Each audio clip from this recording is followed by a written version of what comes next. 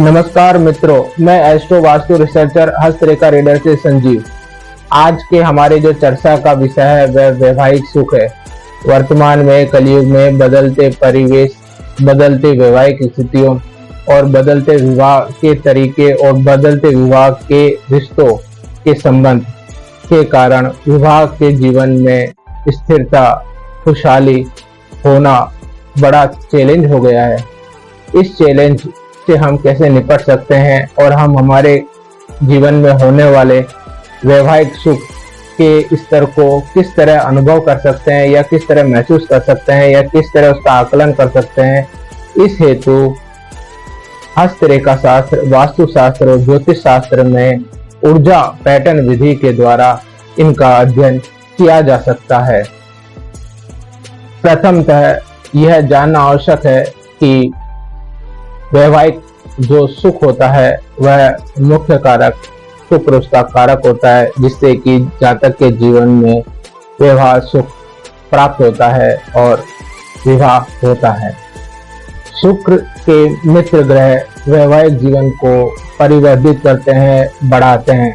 शनि में इसका बड़ा योगदान होता है, क्योंकि शनि सप्तम स्थान में उच्चता होता है, तो यह देरी से विवाह लेकिन विवाह को जरूर देता है।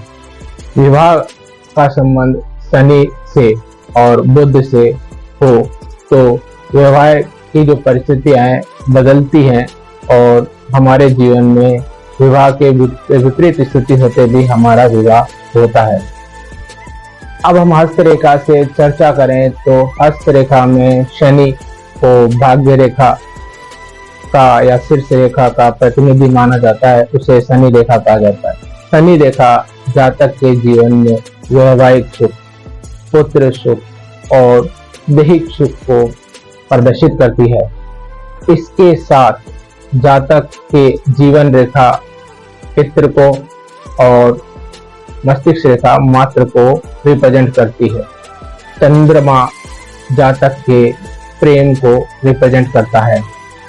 इन रेखाओं के परस्पर सहयोग और आपस में मिलान के आधार पर हम जातक के जीवन में वैवाहिक जीवन का स्तर देख सकते हैं। प्रथमतः यदि भाग्य रेखा जातक के हाथ में गहरी और पुष्ट है तो जातक के जीवन में वैवाहिक सुख नितांत आवश्यक हो जाता है। जातक के हाथ में भाग्य रेखा में जिस स्थान पर भाग्य रेखा विवाह समय अवधि के दौरान गहरी होती है या विवाह की एक पर्टिकुलर अवस्था के दौरान वह गहरी होती है, उस दौरान जातक यौन संबंध से विवाह प्राप्त करता है, अर्थात वह विवाह होता है जिसमें जातक को यौन संबंध प्राप्त होते हैं। भाग्य रेखा का हल्का होना और टूटन ये विवाह के विपरीत चिन्ह है, जो विवाह के सुख में विकट परिस्थितियां प्रदर्शित करते हैं, जो विवाह के सुख में कमी दर्शाते हैं। यदि जातक के हाथ में जीवन रेखा भाग्य रेखा से आकर मिले तो यह दंपति प्रेम रेखा बनती है, जिससे जातक को 100% विवाह का सुख और अच्छी पत्नी का सुख प्राप्त होता है। यदि जातक के अंगुष्ठ से रेखा निकलकर जीवन रेखा की ओर जाती है और वह मिलती है या पहुंचती है या वहां पहुंच जाती है तो जातक को अच्छी पत्नी या विवाह सुख मिलने की संभावना पूर्ण होती है। इस रेखा को स्त्री स्नेह रेखा के नाम से जानते हैं। इसके साथ ही बृहस्पति पर्वत पर क्रॉस होना या उसका मध्यम उठा होना या उसके ऊपर स्वस्थ चिन्ह होना अच्छे वैवाहिक जीवन और अच्छी पत्नी, धार्मिक पत्नी तथा विवाह के उपरांत विवाह के समय ससुराल से धन प्राप्ति के संकेत दर्शाता है। चंद्र पर्वत से रेखा भाग्य रेखा में मिले या हृदय रेखा में मिले तो जातक को उत्तम वैवाह के सुख की प्राप्ति होती है, जहाँ पर वह अपने विवाह पूर्व प्रेम के से भी विवाह की होने की संभावना प्रदर्शित करते हैं। अंगूठे पे यव का चिन्ह होना उत्तम पुत्र प्राप्ति, उत्तम वैवाहिक जीवन, सफल और सुखी वैवाहिक जीवन के चिन्ह माने जाते हैं। जातक के हस्त में परिणय रेखा का सामान्य स्थिति से हल्का सा ऊपर की ओर उठना जातक के सफल वैवाहिक जीवन और अच्छी पत्नी मिलने के संकेत दर्शाता है। भाग्य रेखा से कोई रेखा सटकर चले और भाग्य रेखा से कोई रेखा निकले तो वह उस समय जातक के विवाह की होने की स्थिति को सूचना देता है। किसी जातक के भाग्य रेखा से हृदय रेखा तक रेखा जावे या हृदय रेखा से कोई रेखा भाग्य रेखा में मिले तो जातक के वैवाहिक जीवन की स्थिति उत्तम मानी जाती है और उसकी परिवार की वृद्धि या उसको पारिवारिक सुख और वैवाहिक सुख दोनों अच्छे मिलते हैं।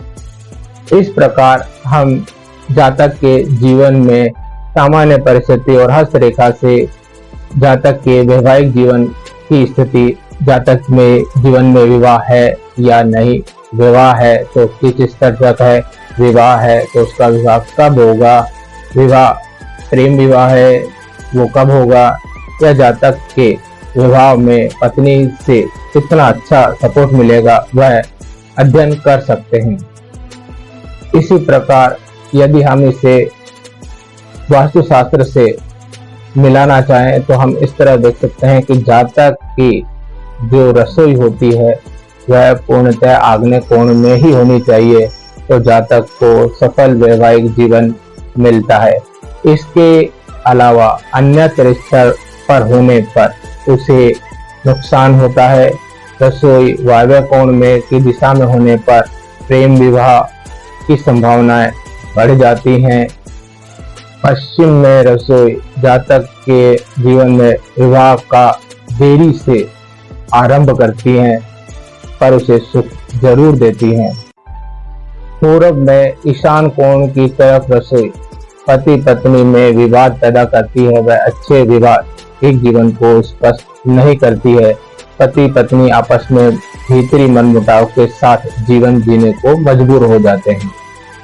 इसके साथ ही घर का प्रवेश द्वार शनि के विपरीत शनि के शत्रु ग्रह या शुक्र के शत्रु ग्रह से होने पर जातक के जीवन में विवाह की परेशानियां पैदा हो जाती हैं।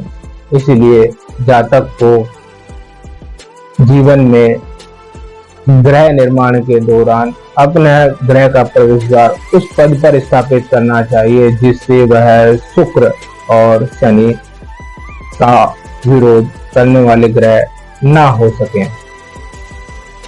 इसी प्रकार हस्तरेखा शास्त्र में भी हम इनकी पुष्टि कर सकते हैं। मान लीजिए सप्तम भाव का जो स्वामी है या उसका नक्षत्र स्वामी जातक के लगन से और एकादश भाव और दशम भाव से परस्पर संबंध करे, नक्षत्र संबंध, दृष्टि संबंध या परस्पर युति संबंध, राशि संबंध करे तो जातक के जीवन में अच्छा वैवाहिक जीवन प्राप्त होने की संभावनाएं बढ़ जाती हैं।